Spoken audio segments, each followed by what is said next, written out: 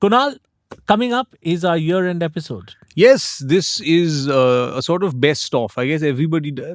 We've discussed this. Newspapers do it. Everybody does this, man. It's I such really hope our producers put together worst of. the shittest. But I'll tell you why it's the best of. Because it's conundrums for our listeners. Then it'll be good. Because it's better than anything we've done throughout the That's year. why we're saying that it's not our conundrums. It's No. better we get better conundrums. So it's a best of other people's conundrums. So this podcast is now going to be like Facebook. We are aggregators. Yeah, it's your last week. It's your last week. And we are just here collecting your last week. Yeah, we're collection suckers. What are they Yeah, called? we are the Spotify Conglomerates. of Spotify. Yeah, we're just know? sucking other people's good stuff Yeah. and sending it back to them. We are a platform of conundrums. Yes. We are not conundrum creators anymore. So this You is, are the creator. You We are are the a platform. You are the creatives. Yeah. We are We are the, VT station. So this is a best of, and we hope to be back in a couple of weeks. We're taking a little time off. a little time off, couple of weeks. Yeah. Um, It's Christmas, and there's also just all that. And you guys also, you Yeah. have lives to lead. You have better things to do. What are you Just- going to listen? Just like this is where rubbish. Just for 2 weeks, we love you. yeah, and then we'll be back mid-Jan, Mid-Jan again. and then we'll be talking shit again. And then we'll be back in the same house. Same place. Yeah. Nothing will change. Nothing.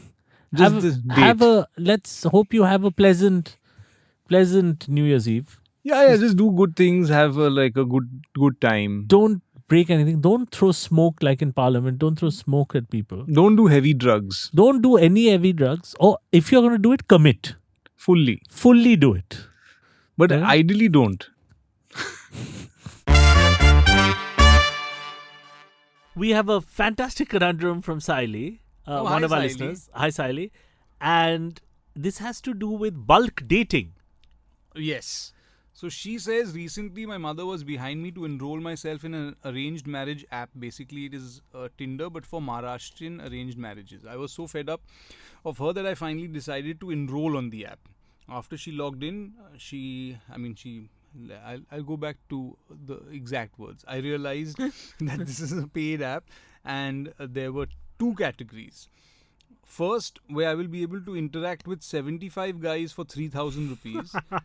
And second, where I will be able to interact with unlimited guys for 6,000 rupees. Yeah. Which plan should I go for? Excellent. Siley, this is one of the best conundrums we've ever received. The unlimited option could be risky. Because I don't know. I mean, 75 should be it's like seeing houses. 75 is a fair number to decide. See, either 75 should be enough. Yeah. I mean, I'm not saying that you'll find your dream guy in 75 this thing, but I mean, But it's taken a lot out of you. firstly, to go through 75 guys, I'm sure you'll be fed up by the 40th person that you meet. And what's the But- price differential? It's double. So now I'm saying that if 75 is not enough, I think 150 should be enough. Yeah. So then you're just paying the same amount and you'll get 150. You'll get that should be enough. So 150 should be enough. What Siley's real concern is do I want an all-you-can-eat buffet or do I want a preset a la carte? But there are enough dishes on the preset a la carte. The thing is that you can end up not liking anything on the a la carte. Like it's preset. But and you eat everything. the other side of this is that all of us who've been to an all-you-can-eat buffet don't end up eating a lot. But you don't have access to all the dishes. That's the thing. So she just may mentally want access to all the dishes. That's what I'm saying. That see, there's a certain freedom in being able to. It's like the sea out there, you know, and the 3,000 is putting like a barrier on it. So you're saying, you know, when people say there are plenty more fish in the sea, you take those same fish in the sea and you put it in a pond. You're like, there are even more fish in a pond because it's much smaller than a sea. No, and the thing is that you bumping into those fish, the chances are more. Much higher. Generally, there are many fish in the sea, But it's the sea. and I'm not in a place where there are fish. You know, like Yeah. I'm not in a high density fish zone. Yeah. I have That to way. swim across the Pacific. I have to go very far to find these other fish. But here in a pond, They're small all there, pond. small pond. So 75, you have to Density is good. scrutinize each profile with little more detail because you're running out. They know that. They know that. They've given you 75. I think that in fact they should put more pressure and say there's a time factor also here. You do 75 Within 3 weeks. within 3 weeks. So you have to finish your 75 in 3 weeks. Then imagine the pressure. I'll tell you one more way to increase the pressure. What? That some of them, when they go off the market, you should remove them from the 75. Oh. He's gone I now. think that what we Sahil is gone. You missed your chance. Gone. Natasha's taken him. Like, on properties, how come sometimes they say sold. Yeah. It says, Yeah. and so the photo should still be there. Yeah. And then it should be a cross on the photo. And the lady that chose him, her photo should also be there. Yeah. And you should She's say, giving a middle finger to all the other people. got him. Took him off the market. But I do think that in future dating sites, Yeah. that, ladies are choosing men, there should be a bottom thing to click on. This is just my personal desire, where the guy's whole health report should be there. I think that's the thing, that this is I've got a CAT scan done, because you want to know that it's a future bet also, like the house. Yeah. This is like a Kundli, but instead I want to know that does he have a history of kidney stones, eye problem? But I'm sure that they must be having those things like financial statements available. Like, like floor plans for houses. Yeah. Or they say that these are the facilities. Full health, financial disclosure. finance. This is a health report. Because we judge the wrong things. Certificates, medals. I'm Yeah. saying that all those things are also the photos of, then. And also, along with that, connections. Close to Uday Kotak, whatever, like has once worked with Went to school Ratan with. Tata, went to school with those things. Yeah. Because we judge the worst thing Yeah. in marriage. Will Good tell great, family. Yeah. Will tell Good great family. stories about. Yeah. Best joke is about a fish. Yeah. Excellent little anecdote about his visit to Madhya Pradesh. And those things. So people now judge, he's got a good family. I mean, that's the past. Yeah. That's like a building with a complicated set of chain agreements. No. Future. What is the potential? You're buying the Prospects. future story, Yeah. Siley. You're not buying the friggin' Yeah. good family and all. That's his father's done all that. His mother's done all that. Yeah. He could be a murderer. Okay, we have another conundrum from Sai, our new Patreon subscriber, who lives in Gurgaon. And his conundrum is this, Konal. House parties in Gurgaon are big. And recently, he was invited by a friend to a house party on their terrace. And they had invited a ghazal singer, and the evening was with their intimate friends and family. The singer was great. Ghazals ranged from Mehdi Hassan to Jagjit Singh, and everyone was enjoying, sipping whiskey, all was fine. Till the ghazal singer opened the evening to the audience for farmaish, song request. Now, the guest requests ranged from Kishore Kumar to Kumar Sanu to Bika Singh, which of course was inappropriate for a ghazal evening. The poor ghazal singer, after entertaining a couple of requests, got a little upset and stopped taking requests, which led to guests getting a little upset with the ghazal singer. To diffuse the tension, my friend's wife started playing loud Punjabi songs. Everyone started dancing and singing. I also saw an uncle pull the ghazal singer to dance to Mika's tune. Sorry for the long story, but my conundrum is, should singers avoid farmaish from the audience in such gatherings completely? Because this has the potential to snowball into something else. Yeah. Absolutely correct. Absolutely. I have never seen a request evening go well. For Western music, Eastern music, any music. Yeah. No, I've also been to one of these intimate sort of home where they invite a singer to the house, and someone of repute, not just like someone who's known to do a certain particular form of singing. And I think there they handled it well, where they ended the evening and then everyone had dinner, and that was the end of it. But you have stories of performing at large family events as well, where they like after your stand up, like if they had started saying, can you do some Johnny Lever, or can you do some improv now, or can you crack some jokes with our daughter, it would get into some tricky territory. I think that the art of the request is something as a people we're not very good at. Like one thing that at corporates you get a lot is, make fun of Vipul. And or they'll Sales team, Eastern region. Say something about them. Now, you don't have the context of why Right. that's funny. Right. That is the biggest thing. Or, like Mota Mama, where are the jokes about Mota Mama? Now, if you're in a wedding, you don't have the context for Mota Mama. So, might as well then just let Mota Mama do the thing, or they sit you Yeah. down earlier and lay out the entire groundwork for all the complications within the family or the company. That Eastern sales is the loser team. That's why you make fun of them. So you're like, acha, okay, now I get it. So if they don't give you that, then they're just throwing out things. And I don't think we have a context or respect for a singer's back catalogue. So they don't give a shit if he's a ghazal singer. They're like, Badshah! Badshah! And the thing is, that guy may not be a Badshah guy. Yeah. Like you may just be a little sort of, offending him. But I don't think people care, because what I like about Indian audiences, they come with what they know. They don't give a shit or care about what the artist may or may not know. Yeah. That makes it a little tricky territory. What do you think? Yeah, I think that there should be certain boundaries. Certain like I can get it that at a wedding sangeet you've hired a singer, and that singer is he's just open to singing whatever. He just wants people to have a good time. He's just going to belt out anything. I get that. But if you have someone doing a certain genre, like a certain specific, like say it's an Elvis Presley evening, and you have an Elvis Presley impersonator who's coming to do Elvis Presley. And then suddenly you said, where's yo-yo? Where's yo-yo? And all that stuff. Like, do some yo-yo. Yeah. So, so then it gets complicated. Imagine going for a play, or you're going to watch a show, whatever, 12th night or whatever it is, or as you like it. And then suddenly someone from the audience says, like... Do some stand up also.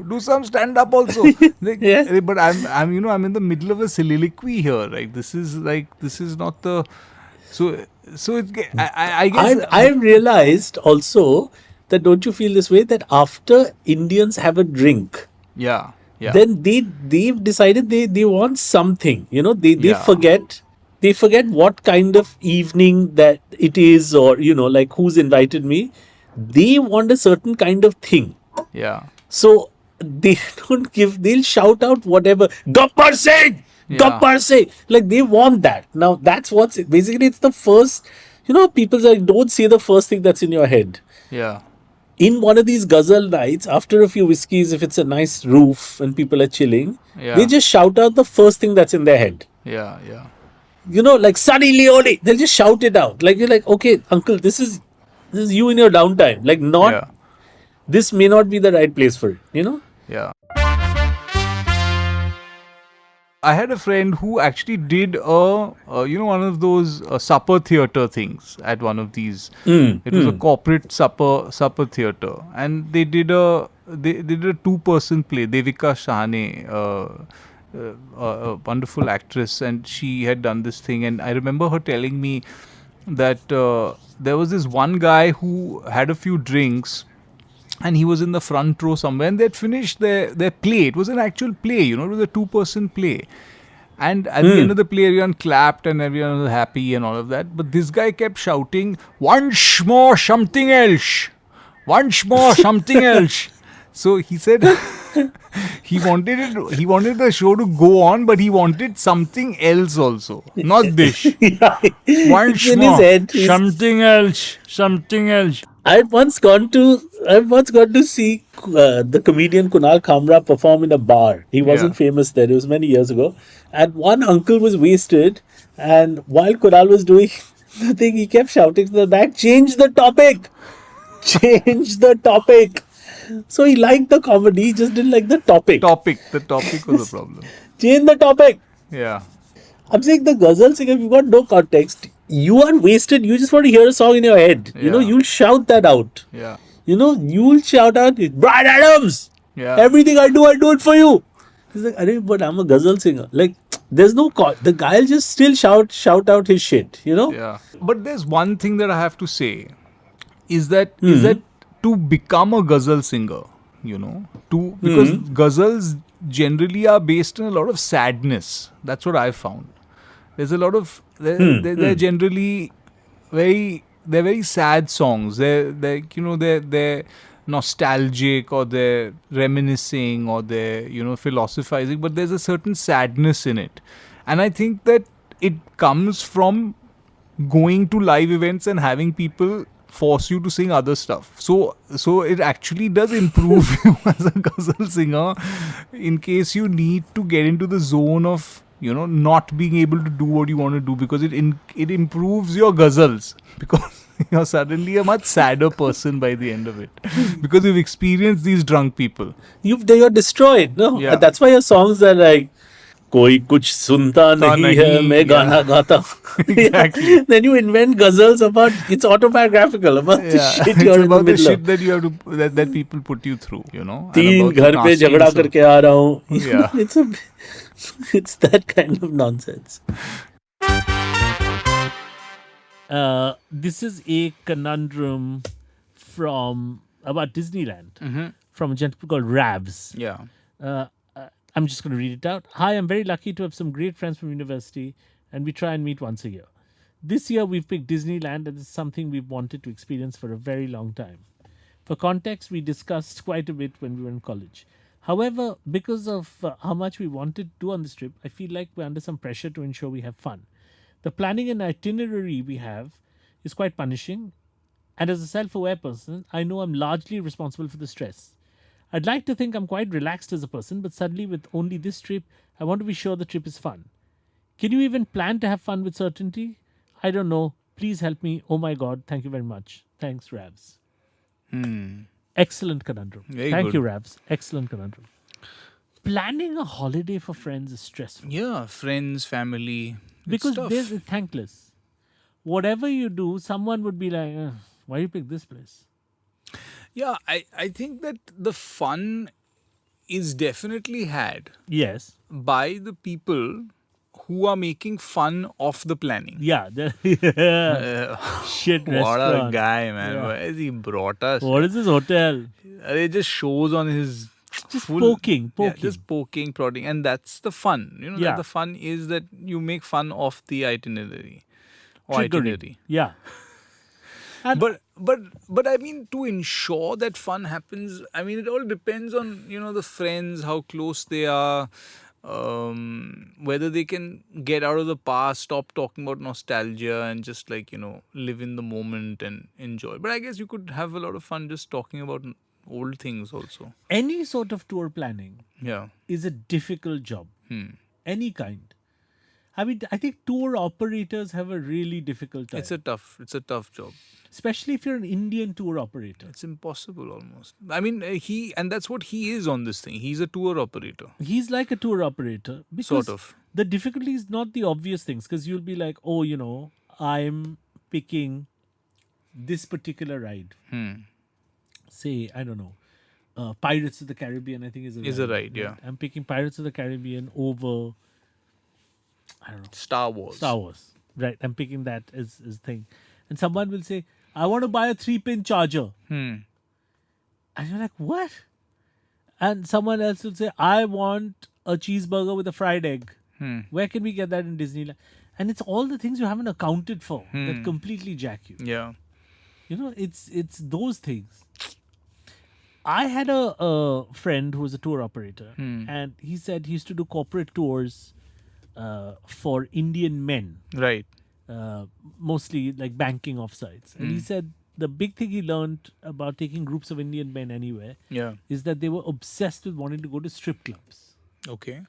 And he would plan these very cultural holidays in parts of the world which were Western and had strip clubs, but they were not. It was not their main thing. It wasn't the main. It wasn't the thing main of that attraction. place. So it wasn't like Amsterdam or whatever. It was like he'd pick, say, a tour through the Swiss Alps, and they would be in very sleepy towns.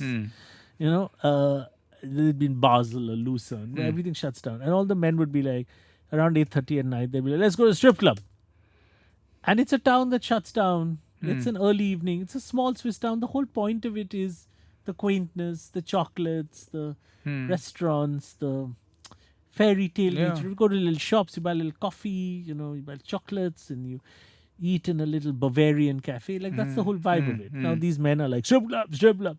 So at 9 o'clock at night, this poor tour guide, what does he do? He has to go find a stripper who's awake. Yeah. And if it's very hard. It's tough. Because he would be like, this town goes to sleep at 9. All the strippers are fast asleep. So he wouldn't know what to do. I suppose the only answer is like to go to a strip club at 8:30 in the morning. Yeah. But then they planned, a ride to the museum or a train ride through the Alps, and then that would fuck up the day's plan. 9:30 in the morning. Post breakfast buffet. Strippers 10 बजे striping के लिए जाएंगे 10 बजे तक lobby में मिलते हैं 10:30 in the morning. They're going to a strip club.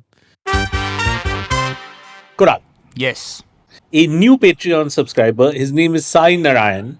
Hi Sai. Hi, Sai. And his first conundrum is, hello, Kunal Nanavab. I've been a listener for quite some years now. And finally, after a lot of inner conflict and contemplation, I decided to take the Patreon subscription for an ad-free experience. Thank you, Sai. But now I feel I'll miss the ad you both play in the middle of the show, which I think was the best part of the show. What do I do now? Sai, we've forgotten the ad actually that we did. But just for the ad, Sai, what should we do? How should we help Sai? Should we send him a ad? I don't know how to help him out here. I guess you could, we could send him just the ad that we recorded, which was, hi, this is an ad. That was the ad that we did. So yeah, welcome to the ad break. Welcome to the ad break. And then so I'm saying that little bit we can send him. He can just listen to it in the middle of the podcast if he needs to. The interesting conundrum he raises is that sometimes, when you're watching like a show or you're watching television or, like now everybody's watching Netflix, and you're not getting the ads, and you're not getting, like, are you a little bit disconnected from, the products that are out there, the bad advertising that you end up laughing a little bit. It gives you a little bit of a breather. I'm not romanticizing it because, I used to hate the ads in the middle of anything, of the movies, of TV shows. It was very irritating.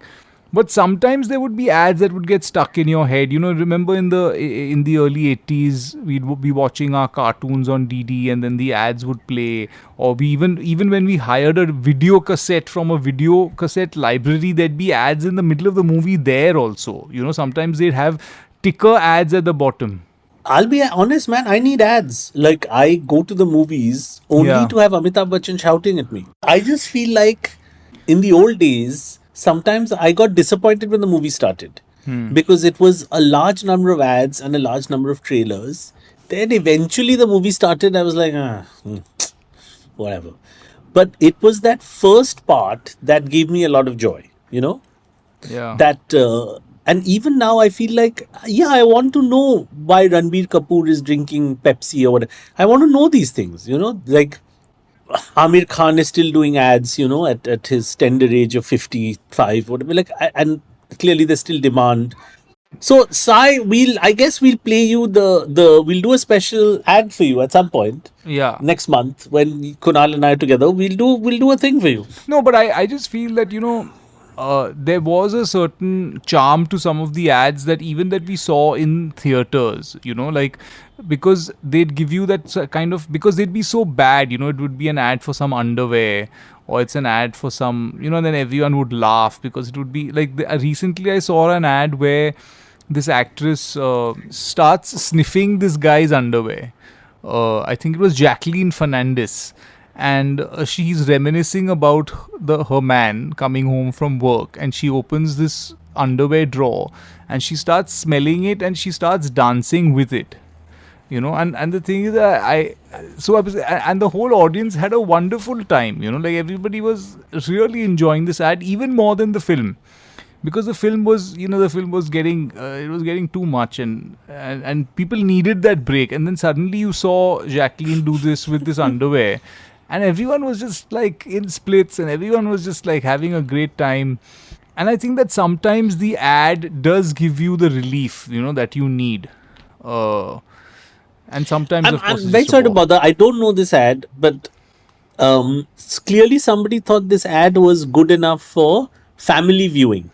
Yeah, as in, I've seen worse for underwear ads where there's like where they really focus on the guy's crotch and they really there's this seam running up his crotch and they really take a tight shot of. I don't know. It's always been difficult to do men's underwear ads, because like no man is watching that ad and saying I got to buy this underwear. I think they're targeting the women to buy the ad for the men or. Because I don't know. I don't know how it works. This is a good conundrum. So if I bought that underwear, I'd have to also be married to Jacqueline Fernandez, who would also need to wait for me to come home from work, right? With your underwear in her arms. Yeah. Yeah, a number of things would have to line up in order for me to get the real joy out of the underwear. I think the fundamental problem might be Jacqueline Fernandez marrying me, apart from everything else. And I think the sirens behind me agree, they are, even the driver of that fire engine is like, yeah, I can't get Jacqueline Fernandez to return my calls either. Yeah, and for me, the ad actually solves one of life's big conundrums. Is that where the hell are my underwears? Like I just bought so many. Jacqueline Fernandez. It's clearly with Jacqueline Fernandez who is dancing with them. I think that that answers one of life's big conundrums. Why can't we do that other end of the ad where the guy is like, what are you doing with the underwear? Why are you dancing with it? I can't find my underwear anywhere. You're dancing with it. That's the ad that they don't show you. That's the ad they don't show you. Konal. Yes. I had a conundrum. I just got a call. I don't want to name the channel, whatever. Let's say it sounds like MTV. Okay. It just sounds like it. Rhymes with. Now, they said, oh, we want you to do something. We'd love for you to come and do this little thing. But we're looking at giving you extreme exposure. We don't have a budget. But we plan to give you extreme exposure. We plan to give you extreme exposure. Extreme exposure. I think what they're trying to say is that they'll put you on TV and do ads or whatever nowadays. This thing. But I was quite taken by the words extreme exposure. And two questions. One, have you ever been in a situation where someone's called you and said, we don't have any money, but we'll do various things with you?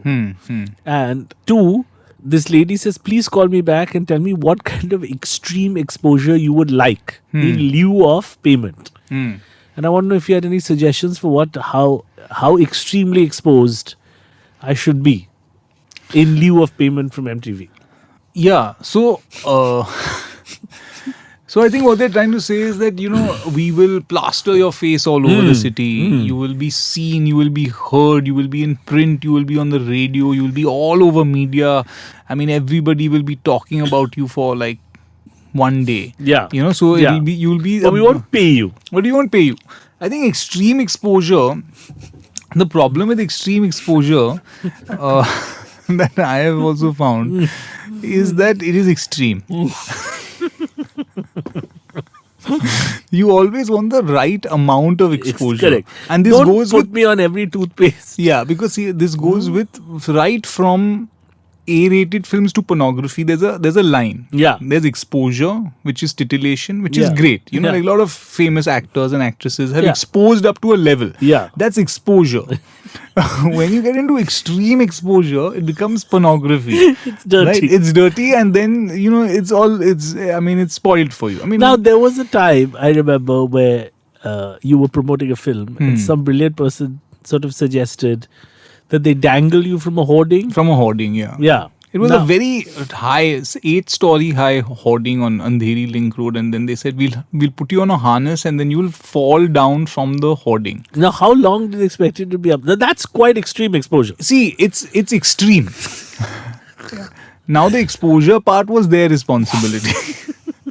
I brought the extreme. Okay, I said what I'm going to be doing is extreme. Okay, Because you don't often wake up in the morning, I don't get a coffee. And I was the father of 2 children. My children are little babies, and I'm dangling there on around the 6th floor of a hoarding in the middle of Andheri, and some and stunt you're thinking director this better saying, be worth. yeah, and I was thinking that this better What be is worth the something, because financial I'm value really of bringing extreme here. I'm bringing the You extreme. brought it. The exposure was lacking. Because The exposure is the exposure of that event. Like now, whatever happens, now someone does something extreme. Oh my God, that guy's extreme.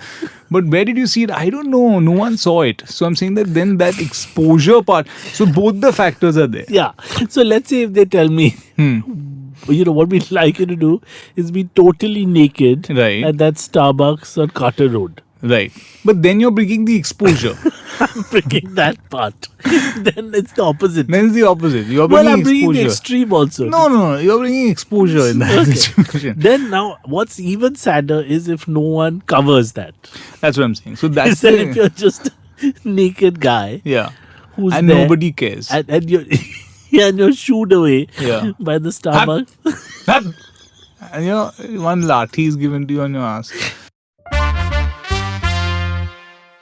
So we have 2 listeners who are Patreon subscribers who have sent us some conundrums, and one is Sananda Mukhopadhyay. Hi, Sananda. Hello. Hi, Sananda. I will read out Sananda's conundrum. I often notice people in the trains with a tiny automated counter stuck. What? People in the trains, they've got this little counter stuck in their fingers, and I'm told that they are counting prayers as they say it in their mind or something aloud under their breath. Oh, like those beads thing. Well, but this is not, it's like a counter. It goes click, click, Oh, click, it's click, got and like it's got a numbers on it. number on it. Yeah. Why And- must prayers be counted? Also, this machine is fascinating. I don't pray, so I got one for myself.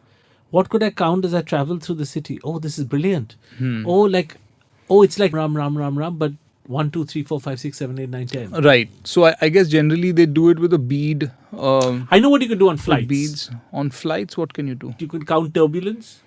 You could count 1, 2, babies crying. 3. Yeah, babies crying. You could count. What 1, I 2, would 3, count is 4. the number of construction sites around my house. Yeah. Because that would run into the hundreds. Yeah, it would be faster than Ram, Ram, Ram, Ram. Yeah. Yeah. You 1, 2, 3, 4, Lodha, Lodha, Lodha, Lodha, Lodha, Lodha. Oberoi. Oberoi, Rustamji, Lodha, Lodha, Ram, Ram, BMC. Ram, Ram. BMC. Yeah. Yeah. Prestige, etc. Bellissimo. Yeah. Yeah. But why are prayers counted? Do you know? Why should prayers be counted? It's like working out. Like, what is the point of doing It's like sets. 6 lunges Yeah. or 1 back squat? Correct. So you keep count, no? Yeah. So I'm saying squats. That also 15 you can squats. count on this machine. You can count that also, but that's very boring. But it does need a count. So I think prayers is like that workout. So if you don't have the count or the thing, then you'll be lost, no? If you have to do it 100. But Shit, how many times did I say God's name? Shit, I had to say. Oh, God's it's name here, 100. 52. Shit, got 52. I got to do another 61. another 50. But why do you have to count it? It's a very good question. I See, think that first by of all- doing it once, is it like just doing one bicep curl? Look at- if you got nothing's one- going to happen. Like you have to say it 101 At times, and least. then it resonates. Yeah, because... Or is it the focus of the energy is more, or is it just like you're not spending enough time doing this? I want to occupy more of your time in your day, because if you just say this prayer once, you're done in like Also, 5 seconds. Hello, God, you got 1 billion people saying God's name. There should be some threshold number before you start listening, no? See, it's about control, right? Yeah. Now, I can't control you if you just do it for 10 seconds in the day. If I need to control a portion of your day and I need a negotiating tool with you, right? How many times did you do it? Yeah. I 6 did million. 6 million. See, you have to Now do 6 million. you're- Now something will happen. Now Now from you're a tomorrow you do platinum 4 member. million. Now Yeah. 4 million will do. Now 4 million. I'm saying that unless you have a number which is occupying time in a person's day, Yeah. like, you're doing it for a certain amount of time, it doesn't, the value decreases. Like 12. What is that? What is that? Because you finish it in like 45 seconds, Rubbish. 3 minutes it's over. when you're saying I'm committing 1 hour to this thing, then it's a portion of your day has gone in doing that. That means that this has now got more control over me.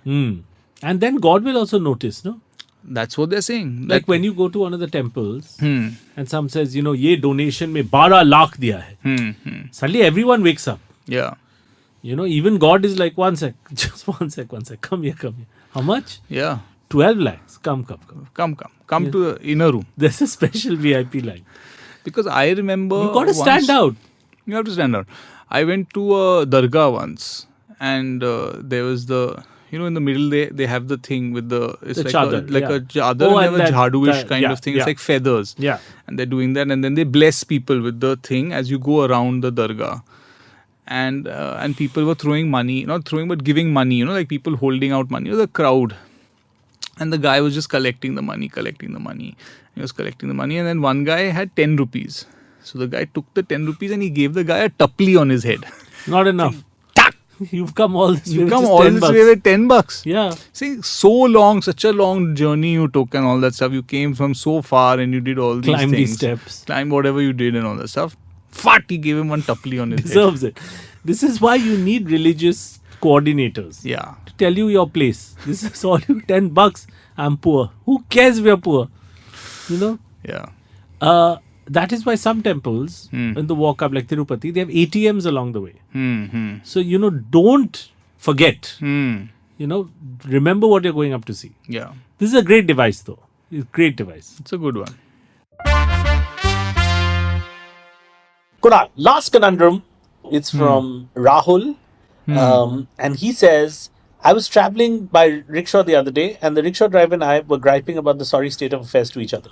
And in a moment of unimpeachable wisdom, beautiful words, he said to me, Bombay की हालत इतनी खराब हो गई है कि यहाँ पर कुत्ता साइकिल पे पीछे भी नहीं भागता है.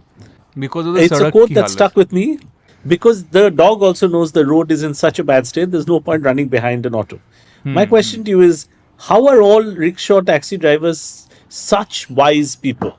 It's an excellent question. Excellent. Yeah, I think whether it's rickshaw drivers or taxi drivers, but not Ola drivers, not Ola, Uber, because they are just, they're on their own phone, they're talking on the phone and they're watching another phone. So it's a very different sort of experience that they have in a taxi as opposed to a Kali Pili taxi driver who's more interacting with the world and with the customer and, they speak to them and they don't have these corporate norms of, don't speak to the customer, don't intrude on the person's life, don't ask them how they're doing, just, drop them and just make sure that they're comfortable. So when you don't have these corporate sort of, and I have to say that I appreciate that sometimes, but sometimes you want to be chatty, you want to say, "Arey, kya halat ho gaya hai?" So these guys, whether they're rickshaw driver or taxi driver, they grate against the city, right? I mean, they're being grated against the city. They're literally being torn to shreds by the city. So they have this deep insight about what's happening. They have inside information. They're listening to people who are having conversations in the thing, making their own analysis. They're politically aware. I mean, they might still be, bigoted or horrible or whatever. That's a separate issue. But they have strong opinions that they love to discuss. And I think that is the case in most places in the world with real, I mean taxi drivers who, belong to the unions and drive normal taxis or rickshaws in this case. That's a very good point. So the other thing I found about Ola, Uber drivers is they're not from the city they drive in. Yeah, so generally, if I tell an Uber driver, take me to Gateway of India, which I would imagine, or VT station, which I would imagine are fairly central Bombay landmarks, they'll have to enter. A lot of times they won't know what it is, right? Yeah.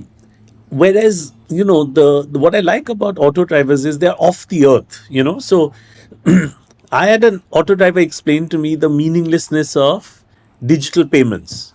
He's like, you can't, कुछ छू नहीं सकता है sir, पैसा का क्या मतलब होता है अगर कुछ छू ही नहीं सकता है. And I thought that was quite profound of his understanding of money, that like what is an asset if you can't touch it. He said आजकल तो सब फोन पे ही चलता है, क्या अभी सब हवा में चल रहा है. And he's essentially explaining the beginnings of cloud computing and Yeah. the moral dilemmas of cloud computing. Now he has wisdom. I mean, he's seen the world. He also, once I live in Bandra, so I take a lot of autos because that's the system there. And a lot of times the guy will say, Bandra में sir 120 building बन रहा है, ये price पे कौन खरीदेगा यहाँ पर, ये लोग पागल है क्या? So he has a view on the real estate market, he has a view on cloud computing, he has a view on the state of the municipality. Often we'll drive past something and he'll be like, ये देखो ये लोग जो खोद रहे हैं ना, ये अभी खोद के छोड़ के चले जाएंगे, फिर कौन पूछेगा कि कौन सा कॉन्ट्रैक्टर ये किया है? That's brilliant. He's asking about the nature of civic infrastructure redevelopment. Who's accountable? I mean, this guy should be in the municipality. He should be in cloud computing. Every time I take an auto, I feel like the guy's in the wrong job. Like he is the wise philosopher of our times. Yeah, no, truly. And I mean, I like having conversations with taxi drivers. Sometimes you hear a very interesting insights about where they live or what they just went through in the last couple of days, or what they just saw. It's very interesting. So I would say, yeah, they are the they are the philosophers of the cities. They Philosophers of our time. And yeah. Well, at a very base kind of level. At a base level, but also one last thing I'd like to say is that basically when they're rejecting you, when an auto driver says nahi jana hai, don't take it personally, because he's not turning it down to be cruel to make more money. He's saying you're not worth the conversation. That's what he's really saying. You're not worth engaging in the conversation I want to have about the state of the world. You are not wise enough. Yeah. It's like Plato not taking on a pupil, Right. Like for a long time, I think Socrates had to beg Plato to take him as a student or something. That's Aristotle, one of these guys. Right. Because like, you're not ready, you're not bright enough, you can't be my tutor. It's like that. Nahi jana hai. Andheri jana hai, nahi jana hai. Because he can see that you're not worth his wisdom. So to answer his question, I think that they are the wisest people in Bombay, according to me. They should start a taxi service called Aristotle's. Bandra to Jew, Aristotle service. Yeah.